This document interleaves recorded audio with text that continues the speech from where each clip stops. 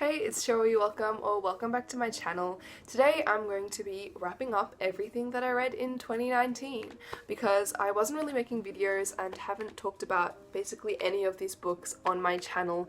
I have been using my Goodreads account, so if you want regular updates of what I'm reading and what I think about the things I'm reading, then you should follow me on there. The link will be in my description. I just thought that I should actually talk about them on here and do my best to remember what I thought because as you might know, I have a really bad memory when it comes to books. I forget the plot details, whether I enjoyed them at all, why I enjoyed them.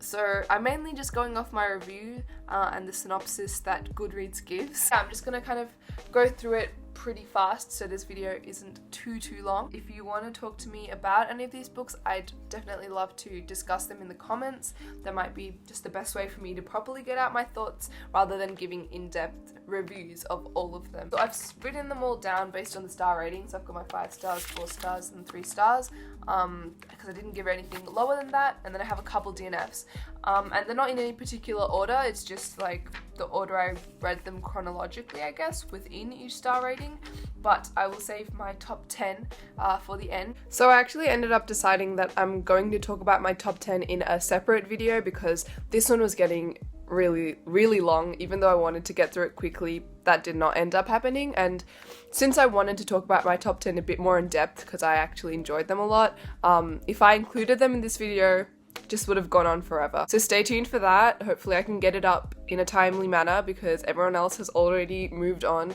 and is talking about their 2020 reading, but here I am with my late wrap-ups. So I'll start off with the DNFs. First was Before the Devil Breaks You by Libba Bray, which is the 3rd book in the Diviners series, and I might as well just talk about the whole series while I'm here talking about it. So in 2019 I reread The Diviners and Lair of Dreams, which are the first 2 books, and I read Before the Devil Breaks You for the first time, and I actually gave The Diviners 5 stars. I really enjoyed it. The story follows a large cast of characters, but I guess the main one in the first book at least is Evie, who's this energetic, rebellious young girl who has a power where if she touches objects, she can read them and find out about like the past of the person who owns the object. A lot goes on as the series progresses, so I can't really give a big plot synopsis type of thing, but it's set in the 1920s in New York and it's very fun. Especially the first book. I found the plot really engaging in the first book and quite thrilling, and just kind of getting to know them and their relationships. However, as the series went on, the characters was actually the thing that, in my opinion, let it down.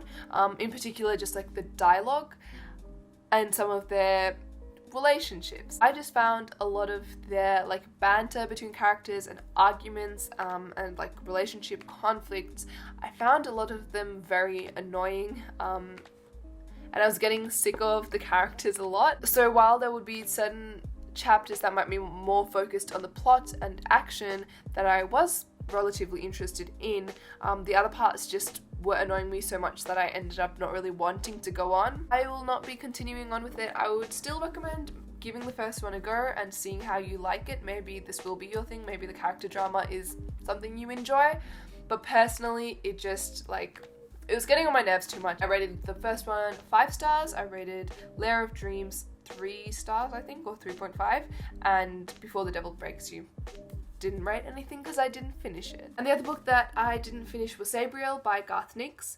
This is like a high fantasy book. I listened to it on audiobook, and I'm not sure if it's because I listened on audio or like whether this was just my fault really, because I wasn't paying a whole lot of attention, but I felt like I missed the whole kind of start and introduction of all the characters and the story and the world.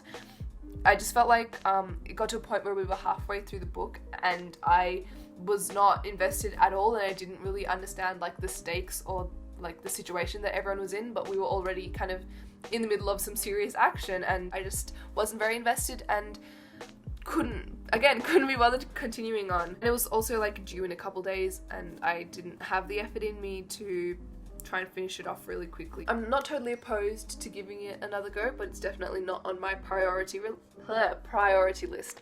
I'm having trouble speaking today. I'm trying to go through this fast. Hope I'm making some sense. I have 2 books that I haven't rated because I'm studying them next year, and I just find it hard to rate books that I'm studying at school, especially before I've studied it, because I feel like I haven't gone in depth with it yet, so I don't really know my thoughts on the book yet, because generally I enjoy books a lot more once I have like studied and analysed them. So yeah, I just don't feel like giving it a rating just yet. So those two were Northanger Abbey by Jane Austen and Only the Animals by Sarah Dovey. So this, it's just a Jane Austen book, just like a parody of a gothic romance. That's all you need to know about that. And it's Jane Austen. And this is a short story collection where every story in this follows a different character. Every story in this follows a different animal during some sort of point of conflict. So like there's World War I, World War II, the Iraq War, the Cold War, and they also all relate to like some sort of literary figure. There's one set from the perspective of a mussel and kind of inspired by Jack Kerouac's On the Road. It's like written in his style of writing and kind of like the mussel is Jack Kerouac. They're very interesting. They're quite odd, some of them, but I thought that the concept was played with and done quite well. The writing is nice. I think it will be a really fun one to analyze. It's the first book that we're doing and I'm excited for it. Now we'll get on to the 3-star books that I read. First I've got Wrath and the Dawn and Rose and the Dagger by Renee Ahdieh. This is a duology, which is like a retelling of 1001 Nights. I listened to both of these on audiobook. I think the audiobook narration was the highlight of this reading experience by far. I just loved the narrator's voice and the atmosphere, and a lot of the description was quite nice. The plot and the characters didn't draw me in that much. It was definitely enjoyable, but nothing memorable. Honestly, if I was reading the physical copies, then I probably would have put them down much quicker, but just because of how nice the audiobook was, I did get through the whole thing and thought it was alright. So if you want to pick this up, I would recommend giving it a listen. Otherwise, not a strong recommendation from me. The next one I read was Solo by Kwame Alexander, which follows the son of this washed up musician. Kind of deals with him wanting to escape from his family and his relationship with music, and is told in verse. I didn't realize this at first. I also listened to this on audiobook. I didn't realize it was told in verse until we were getting into it, and I kind of thought, something about this is different. And then I looked at the synopsis and I saw it was written in verse. I didn't have a problem with it being in verse, but I also I don't remember it being particularly beautiful because of the way it was written either. I remember being quite disappointed with this book, to be honest. I thought I would enjoy it quite a lot actually, but I just didn't really connect with any of the characters. They felt quite flat to me, and plot also wasn't that interesting. Unfortunately not that great, but I did still give it 3 stars, so it was alright. Next is The Spill Zone Volume 1 by Scott Westerfield and Alec Puviland. This is what happens when I don't prepare videos. Actually, this is what happens in all of my videos. I don't know how to pronounce names. In this book, the main character used to live in this town where a major kind of chemical disaster happened, I guess, and weird shit happens in that town now. I'll show you an image because I don't know how to describe this exactly, but you're not allowed inside that town. It's completely closed off. However, the main character goes in and takes photos in there and sells them illegally. These are very vague descriptions. There is more to the plot most of the time, but I'm giving the very shallow 1-sentence summary. This had really cool art and it was an interesting concept, but I wasn't super drawn into it, and the characters and the plot, nothing memorable or particularly special, and I don't think I'll be continuing with the series. The final book that I rated 3 stars was maybe a controversial one, Red, White and Royal Blue by Casey McQuiston. This one was more recent, so I actually have some fresh thoughts that I can give you about it. This is basically a hate-to-love romance between the first son of the United States of America and the Prince of England, and it's very popular on BookTube, so I'm sure you've all heard of or read this book. And I finally got around to it, and I don't know why I'm waving this pen around like I'm a wizard or something. My videos recently have just been very chaotic. This is what happens when I don't do BookTube for a long time. I come back crazy. Anyway, I'm getting distracted. I liked this book. It was enjoyable at times, but I had some very specific problems with it. First of all, I've mentioned before on this channel that I am very picky, especially when it comes to contemporaries, but in general, just with cheesiness, I really can't stand cheesiness, and especially in dialogue. If the dialogue is unnatural, I really find it uncomfortable. I need dialogue and plots that are very like natural and grounded and down to earth. And this is not that type of a book, which is not the book's fault or the author's fault. A lot of people enjoy it, but I just couldn't really get into it. It's not like I hated it, I wasn't a big fan. And a lot of like the dialogue between the two main characters was, I don't know, I find it a bit cringe. And again, like, this is all completely personal opinion. Like, I know I'm a bit of a downer. Like, a lot of people enjoy this, and I see that there's nothing wrong with it, but I just personally kind of not into it. I wasn't that invested in the main characters because of that. I also, okay, this is a big one that I found very annoying, that there was a lot of swearing in this book. Characters would be swearing left and right and in the most inappropriate situations, and I got sick of that real quick. I don't know if it would be different if I was reading it, but in the audiobook, definitely it stood out to me. It felt so out of place and forced. And the other thing I didn't like so much was the political aspect. Again, such a downer. I know that I'm not supposed to expect realistic political drama in this, you know, fluffy kind of romance book, but I just wasn't a fan of that aspect of it because it was a pretty large part of the plot. I mean, they're two kind of political figures and there's an election coming up in the story, so yeah, that whole aspect I just didn't like that much and don't think it added anything to the story. I much rather would have just focused on this character's relationship. I wasn't totally enjoying it by the end of the book, basically, and I had to give it 3 stars. And I have one book, actually, I think I probably have more than one, but this is the only one that I can remember off the top of my head that I gave 3.5 stars, and that was The Witch Boy by Moly Ostertag. This was a very cute book. It's a graphic novel and it had lovely illustrations following a 13-year-old boy called Asta, who comes from a family where all the females grow up to be witches while the males grow up to be shapeshifters. However, he is very interested in witchcraft and he wants to pursue that. His family is very against it, but then one day this great like evil force starts to cause havoc, so things happen. This was very celebrated on BookTube, and for good reasons. I think it's a great narrative to be in, especially in a middle grade novel, because it is middle grade, but just in general it's a lovely story, and the characters are also lovely, and the exploration of gender is it's interesting and it's nice and it's sweet, and you know, I thought it was well done, and it obviously means a lot to a lot of people, but personally I wasn't like super invested in the story, and I didn't, you know, love it all that much or connect to it a whole lot. So although I enjoyed it objectively, like I really can't give it more than 3.5 stars because it didn't like blow my mind. Now we get on to the 4-star books. I'm just going to start off by getting all the books that I studied in literature out of the way, because I gave all of them 4 stars and I really enjoyed them, but I don't really know how to talk about them just like as a review. I don't know why. I just find it hard to talk about books that I studied. 2 of them I don't have because I sold them on. Even though I enjoyed them a lot, I just thought my notes in them would be helpful to other people. The one that I still have a copy of because I really just didn't want to let it go was A Streetcar Named Desire by Tennessee Williams. What is the plot of this? Blanche. Not that I've forgotten. I just like, you know when you get so like used to talking about the themes of a book that it's hard to just talk about the plot itself. It follows Blanche Dubois, whose life is, let's just say, not going too well right now, and she comes to live with her sister and her sister's husband, who is quite violent. It's like a very classic play, so I read the script and I really enjoyed it. I enjoyed studying it, I enjoyed just like reading it as a play, I enjoyed watching the movie. We didn't really get to watch any live performances. Overall, really enjoyed the story and loved studying it. I couldn't really pick a favourite out of all the things I studied last year, but like maybe this one. They were all really good. The other ones I studied were Pride and Prejudice by Jane Austen, which is, you know, it's Pride and Prejudice.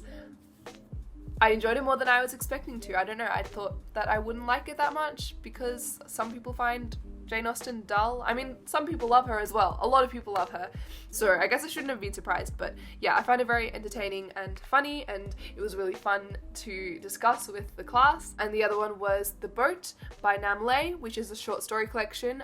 And I really have no idea how to summarize this short story collection because it follows very different characters from all sorts of walks of life, but I thought it was really good. I mean, some of the stories I really enjoyed. My favorite two by far were The Boat and, hold with me, this is a long title, Love and Honor and Pity and Pride and Compassion and Sacrifice.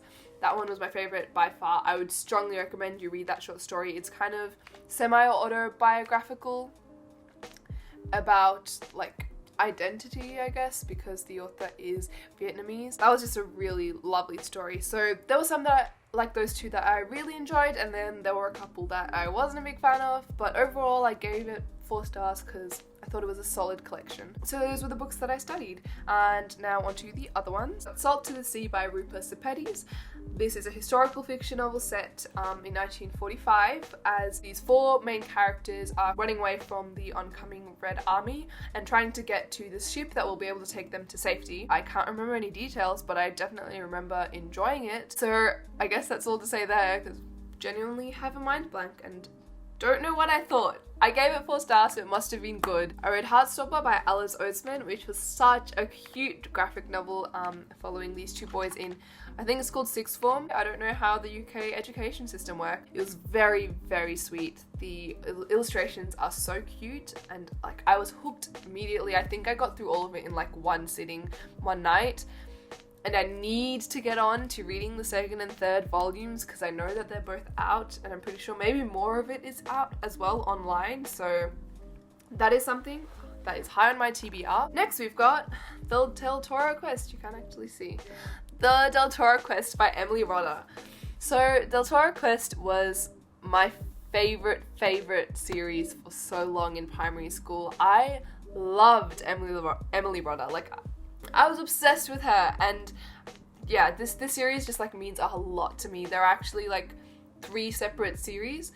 This one is the first one, and it has 7 books in it. It's pretty chunky, but like it was very easy to get through because it is middle grade. It's fantasy, and it's set in the world of Deltora, where the Shadow Lord is this like evil Shadow Lord, you know, the name kind of says it all, who has taken over the kingdom and brought evil and poverty everywhere. And the main character, Leaf, is set off with this family friend called Barda to go and find these like 7 jewels that belong in the belt of Deltora, and apparently if the prince of Deltora, the lost prince, puts on this belt, then he'll be able to overcome the Shadow Lord. Basically like a big kind of typical fantasy quest book series, but it's got the distinct Emily Rodda style where she loves to put a bunch of like riddles and that kind of thing in it, and they're so fun. Like this still holds up. What's the expression? It still like holds up, I think. Today I really enjoyed this, and I need to get on to reading the rest. I don't have the 2nd volume, like the 2nd kind of series yet, but I do have the 3rd one on my shelves, and these are such beautiful editions as well. I did this as like a buddy read with Lucy Rutherford and Tash from Tash Talks Tons, and I didn't do a great job. I didn't really keep up with their reading, and we also didn't use the group chat all that much, but like it was still cool. I think we all enjoyed it, definitely revisiting a childhood favourite. Next I've got Speak by Laurie Halse Anderson, which is a graphic novel following a survivor of sexual abuse, and it's about her speaking up about what she suffered. I really don't remember anything about this book, to be honest. I can't even remember what the art style is. Like I had to look up pictures just to remember what it looked like. I mean, I gave it 4 stars, so I did enjoy it, and I'm sure it's a very powerful story, but I also don't remember anything about it, so I guess that's my review. Next I've got A Close and Common Orbit by Becky Chambers, which is the 2nd book in the Wayfarer series. In my last 2 videos I've done an awful job at describing this book and the series in general. It's like set out in a version of our universe where all these different planets and alien like races have interacted and come together to form like this intergalactic community, and the stories kind of take place in different parts of the universe following different characters, and they're kind of linked but you don't have to read them in order. This follows our 2 main characters, Pepper and Lovelace. Lovelace is an AI system who has been put into like a human body and is kind of learning how to live in the world and figuring out her identity and her place in the world. And she's staying with Pepper. That is like one of the storylines. And the second storyline that we kind of jump back and forth from follows Pepper when she was a child. She was part of this kind of slave class that was built to work for people on this planet. And one day she escapes when she's really young and finds out that there is a whole wide world beyond the one that she was created for, and so they have very similar kind of story arcs of finding identity and your place in the world and discovering a lot of new things. And once again, like all of Becky Chambers' books, the characters are the strongest point. They're so lovely, their relationships and their growth is amazing to read about. Another thing I love about her groups is just the very casual and integrated representation, exploration of things like gender and sexuality is just done very naturally and completely inclusively. Next one, which I think I actually rated 3.5 stars, but it's included here with the 4-star list, was Paper Girls by Brian Kavon and Cliff Chung, which is set in the 80s and follows a group of newspaper girls, and suddenly this sci-fi event happens. I've forgotten exactly what it was. It's not explained a whole lot either, so I guess that's fine if I don't explain it to you. But this was a fun story. I just read volume 1. I liked the art a lot. I love the colors. This is another one that I don't remember a whole lot about, so I guess it wasn't super memorable, and I'm not like jumping to read the rest of the series, but I mean, I wouldn't mind it. A lot of people seem to not love this book that much because the plot is very hard to understand and all over the place, but I didn't mind that so much. The next book that I think this was also closer to a 3.5 stars than a 4-star, was The Poet X by Elizabeth Acevedo, following the main character Xiomara, who comes from a very religious and conservative family and feels really constrained by her mother and the rules around her life. And she kind of discovers poetry as like an outlet. And this one is also entirely told in verse. A lot of the poems in this I really enjoyed. There are some really lovely parts. I did feel that sometimes the form of poetry made like the plot advance a bit like slowly. So I think possibly it would have been nice to have some parts in poetry and some parts just regular prose to kind of get the story moving along. The next book that I rated 4 stars was The Girl with 7 Names, Escape from North Korea by Hyun Se Lee. And this was really an incredible story. It's like the true autobiography. Obviously, if it's an autobiography, it's true. Although, I'm sure people lie in their autobiographies. Anyway, back to the point, this is the autobiography of a girl who escaped from North Korea and managed to live in China for a while, and then she moved to South Korea, which I think is where she lives now. I thought it was really well written, and obviously the story is like inspirational and just, yeah, incredible. I was really engaged in the whole thing and really enjoyed just hearing what she had to say. Very humanizing as well. I think it can be hard to imagine what life is like for people living in North Korea because, well, for me at least, it's like I hear about the country or about Kim Jong-un, but it's hard to visualize what it's like for people actually living there. So I thought it did a really good job of that, of showing what the daily life is like and the view that North Koreans have of the rest of the world and their own country. And also I think like the exploration of her time in South Korea was interesting. That's not something I maybe would have considered because it's easy to assume that the story of someone escaping from North Korea ends once they've escaped North Korea, but it was interesting reading about what it was like being in South Korea and the differences there and the struggles that she felt as a North Korean. The next book that I gave 4 stars was The Hate Race by Maxine Beneba Clark, and this is a story about living as a black person in Australia, which I thought was a really important read and that I really enjoyed. Exactly like I said about the last book, I thought it was well written and I thought it explored its relevant issues